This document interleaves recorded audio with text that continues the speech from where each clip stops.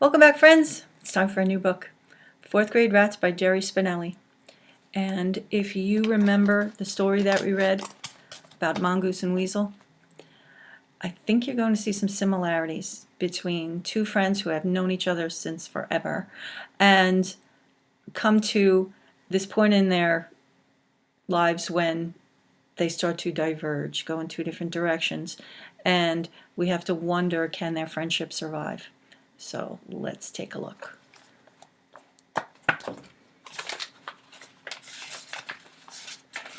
Chapter 1. Rats Don't. First grade babies, second grade cats, third grade angels, fourth grade rats. It was the first day of recess of the first day of school. A mob of third graders had me and Joey Peterson backed up against the monkey bars. They were giving us the old chant. When they came to the word rats, they screamed it in our faces and ran off laughing. I wish I was still in third grade, I said. Why? Said Joey. So I could still be an angel. Not me. He climbed onto the first bar. I waited 3 years to be a rat.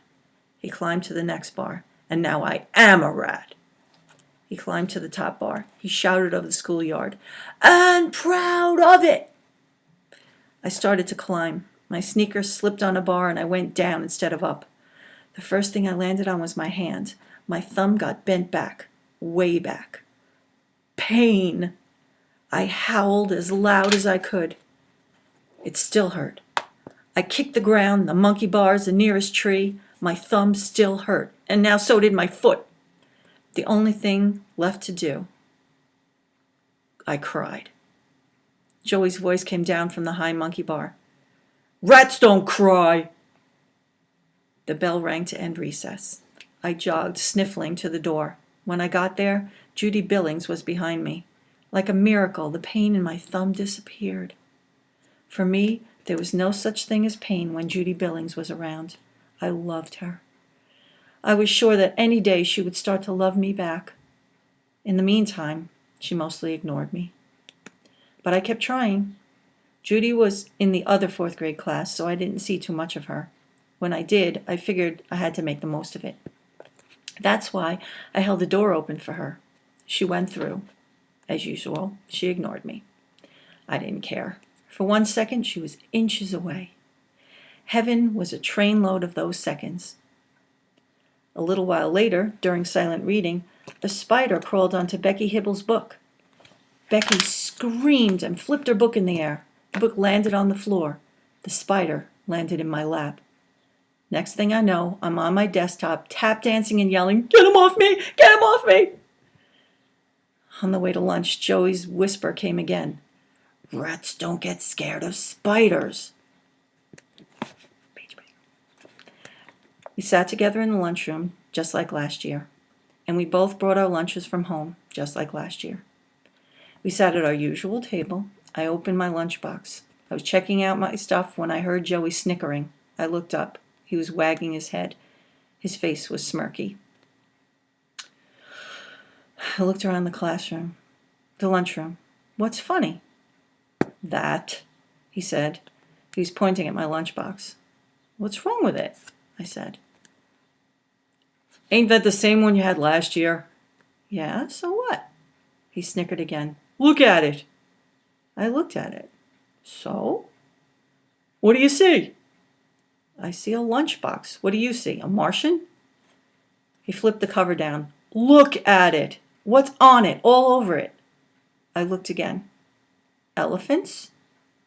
He broke out laughing. He pounded the table. His face was red. I have never known I could make him so happy. He tried to talk a couple of times. What? But he kept cracking up. Finally, he slapped his hands over his eyes and got it out. What are they doing? The elephants? Yeah. They're flying. This time, I thought lunch would be over before he stopped laughing. Other kids were looking over. Gerald Willis, a sixth grader and the school bully, threw a French fry at Joey, but that didn't stop him. I unwrapped my sandwich. I didn't have all day. At long last he took a deep breath. He said, "Right, flying elephants, big flapping ears, doing yo-yos with their trunks." "Some of them," I corrected him. "Other ones have fishing poles." His cheeks bulged with laugh balls, but he swallowed them. "Morton," he made himself serious, "don't you get it?" "Get what?" "Flying elephants on your lunchbox, man? That's little kid stuff." He picked up his paper bag. He wagged it in my face. "This is what rags bring their lunch in. With rats bring their lunch in." I took a bite of my sandwich. What do I care? "That's just it, man. You ought to care." He opened his bag. "If you don't care, who will? Your mom probably got you that box, right?" "Yeah, I guess." "Yeah, right. Moms. They just want to keep you a baby all your life, Suds. I'm telling you, you got to put a stop to it now. If you leave it up to your mom, you'll be going off to college with a flying elephant lunchbox." I looked at my lunchbox. I'd had it since first grade, when I was a baby, and glad of it. Most of the other kids broke their lunchboxes or lost them, so they got new ones every year. My lunchbox just kept rolling on. The elephants were fading, and some were even starting to look like hippos. But I loved my lunchbox. It was like a brother to me. Now that I thought about it, I wasn't even sure I could eat lunch at school without it. And as for my lunchbox going off to college with me someday, well, to tell you the truth, I don't see anything so bad about that. I looked at Joey. He was wagging his head and smirking again. Uh-oh, I thought. It's not just the lunchbox. Chapter 2. Real meat. "Okay," I said. "What now?" He pointed. "That." "My sandwich?" "You gonna eat peanut butter and jelly all your life?" "Why not?" I said. "I like it." I took another bite. He sneered. "Yeah, right. I can see it now. You're in this big fancy restaurant with all these fancy big shot business people, and everybody orders their dinners, and the waitress comes to you and you go, 'Duh, I'll have the peanut butter and jelly sandwich, please.'" "Right, Morton. They're really going to be impressed." "So what am I supposed to be eating?" He laid his sandwich on the table and he opened it up. "Bologna?" "Meat, Morton. Meat." "I eat meat," I told him. "Real meat, Morton. Ever eat a steak?" I thought about it. I don't know, maybe once. "Ever eat a pork chop, a roast beef, a liver?" Put my sandwich down. "You're ruining my lunch." He looked proud. "I ate a bite of liver last night." "You're lying." "Swear to God." "You didn't get sick?" "Nope." "How'd it taste?" I shuddered at the thought. He made a face. "Terrible."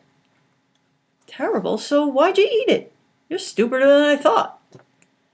"Not as stupid as wanting to be an angel baby all my life. You want to grow up? You got to eat stuff you don't like. And I'll tell you something else." He leaned across the table, getting real serious. "It's an idea of mine. The worse it tastes, the faster you grow up." Now it was my turn to laugh. "Yeah, right, Peterson. All I gotta do is find a dead skunk and eat it, and poof, I'll be 30 years old." He slapped his sandwich back together and took a chomp out of it.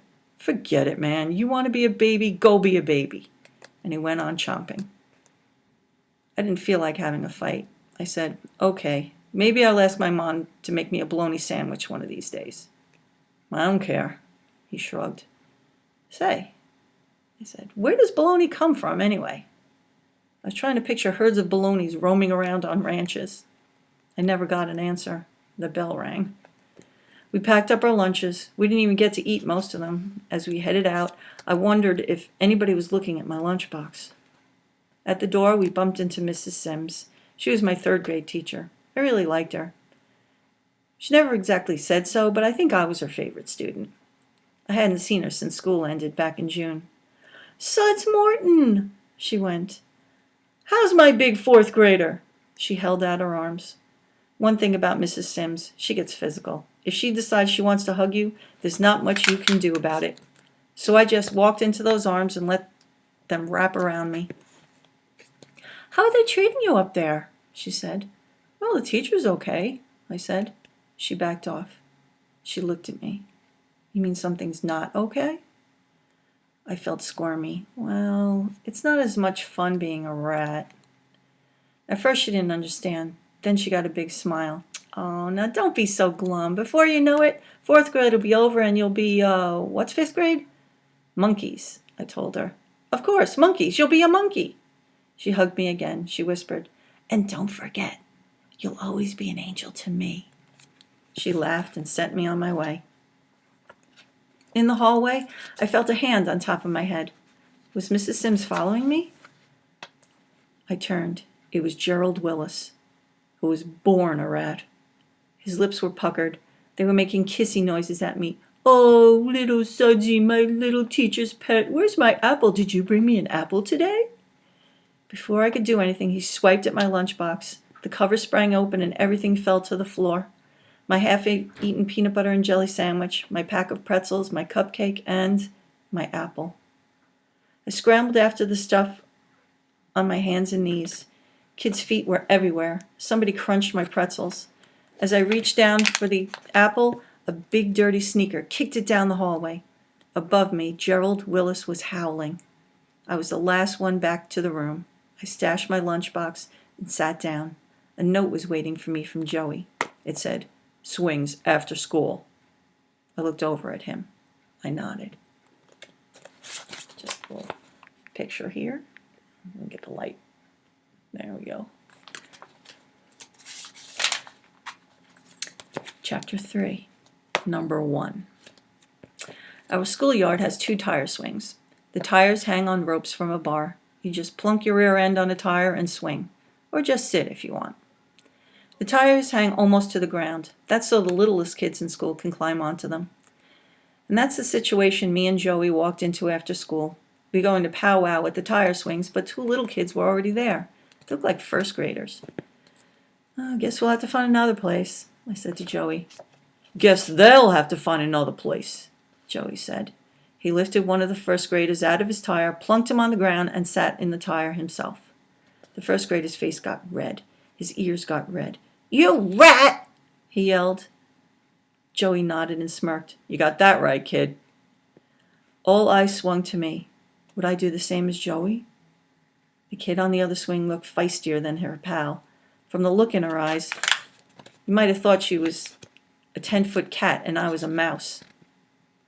Nobody got a chance to see what I would do, because suddenly the kid bolted, tore out of there, and left the tire swaying on the rope. I realized she may have looked feisty, but she was scared. The other kid took off too, but not before he yelled, "Rat!" and spit at me. Missed by a mile. First graders are not good spitters. "Sit down," said Joey. I sat on the tire. "I don't feel right about that," I said.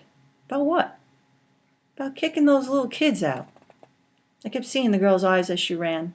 It was the first time anyone had been afraid of me. I couldn't figure out how I felt about it. "Suds," Joey said. "Remember the 4th of July? At the park?" "What about it?" I said. "The talent show?" "Yeah." "The bench?" "Huh?" Joey got off his tire. He stood in front of me.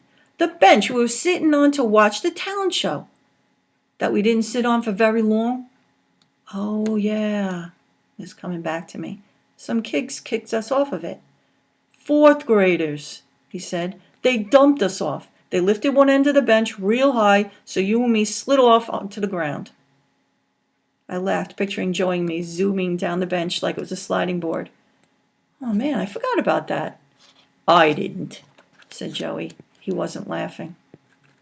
"So," I said, "now that I'm a 4th grade rat, I'm supposed to go around dumping little kids off benches? Is that it?" "There's more to it than that," he said. I started swinging. "I'm all ears." Joey got back on his tire. He matched his swinging to mine. "Suds," he said, "you're in 4th grade now. That makes you a rat. Stop fighting it. It's nature's way." "I can fight it if I want." "Yeah, how?" I thought for a minute. "I'll do rotten in school.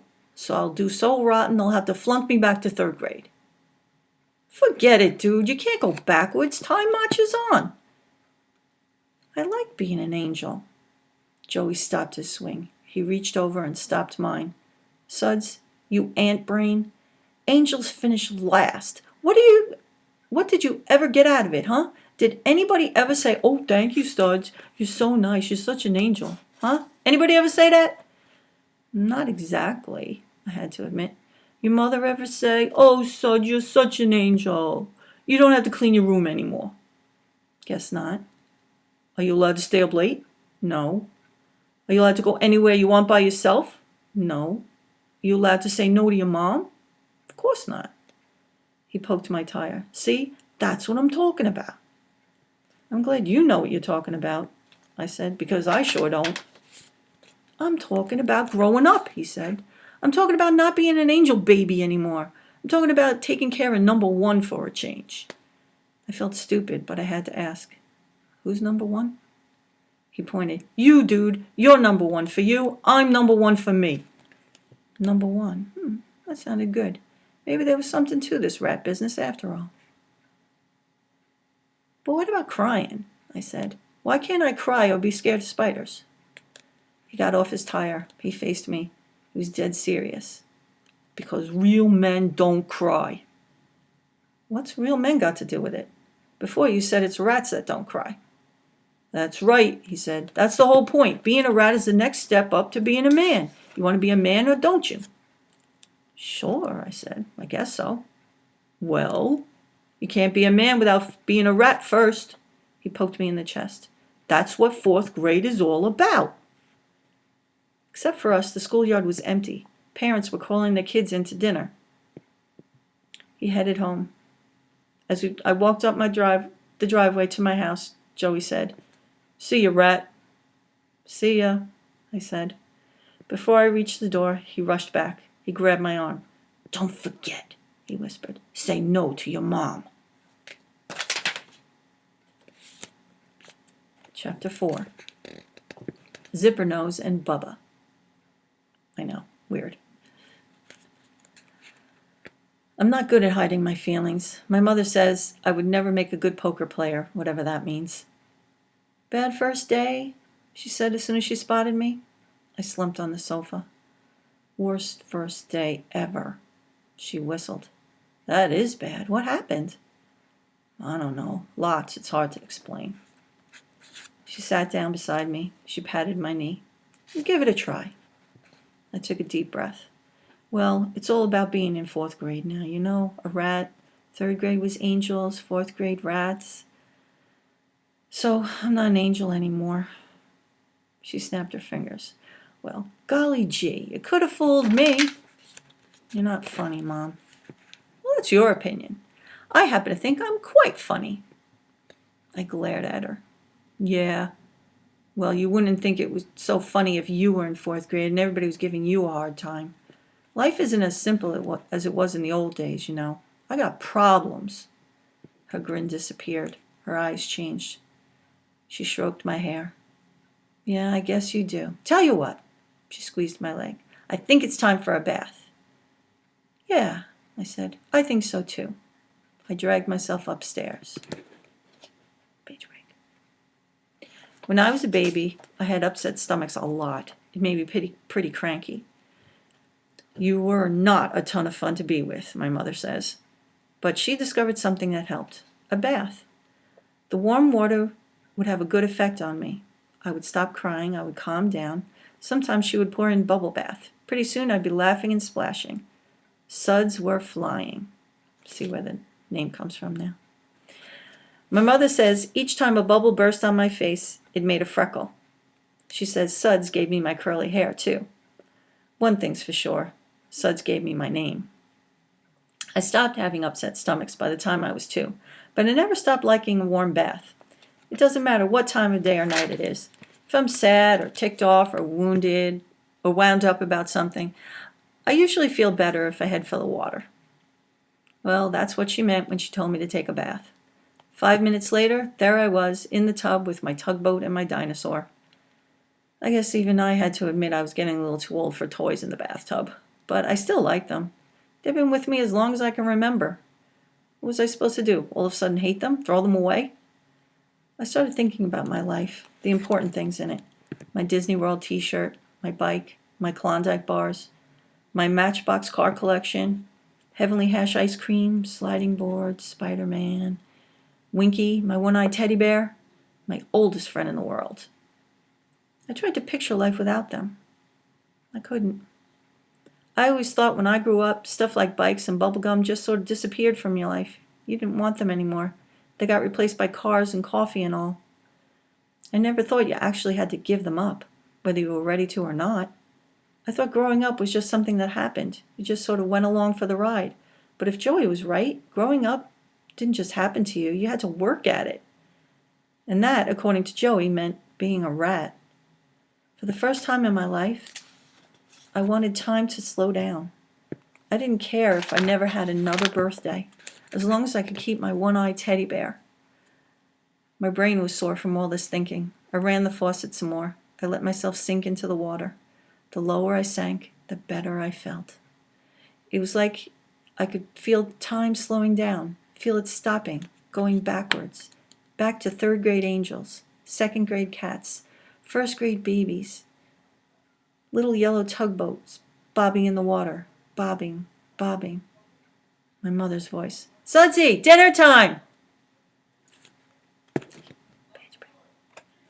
As soon as I sat down to dinner, Zippernose, otherwise known as my sister, Amy, sneered at me. Rat. She didn't stop there. She puckered her mouth and raised her upper lip, bared her two front teeth. I had to admit it was a good imitation. Rat, rat, rat, she said. My mother plopped some mashed potatoes on her plate. Amy, stop. It was too late. Baby brother Bubba was already baring his little fangs and going, wat, wat, wat. He doesn't say his R's right yet. Bubba, you too, snapped my mother. Right, Mom. Now Zippernose was nibbling like a rat on a slice of bread. And now Bubba was nibbling like a rat on his little hot dog. And now my mother was standing and slamming a serving spoon down on the table. I said stop! She glared at my father. Elmore? My father looked up from his plate. Stop, he said, and went back to his eating. My mother is pretty laid back, but compared to my father, she's a nervous wreck. My mother sat back down. Mom, whined Zippernose. I can't help it. He's a rat now. I'm just treating him like the dirty, rotten, slimy rat that he is. Wat, wat, wat, said Bubba. Enough, commanded my mom. Amy, another word from you and you can leave the table. Zippernose's words stopped, but not her faces.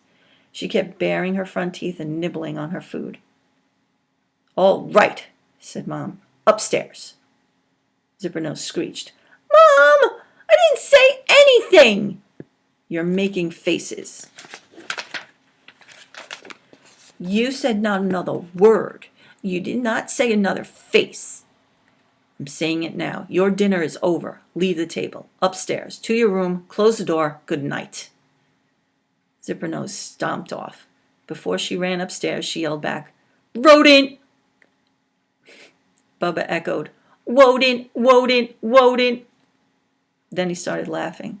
When Bubba laughs and eats at the same time, he becomes a midget volcano. Pieces of mashed potato and hot dog were flying everywhere. I slammed my fork down. I'm out of here. I stomped off. My mother called, Suds, here. I didn't say no like Joey told me, but I didn't say yes either. I just kept going. Okay, I'm going to stop right there. So you've gotten to know Suds and his friend and his funny family. And we will be back.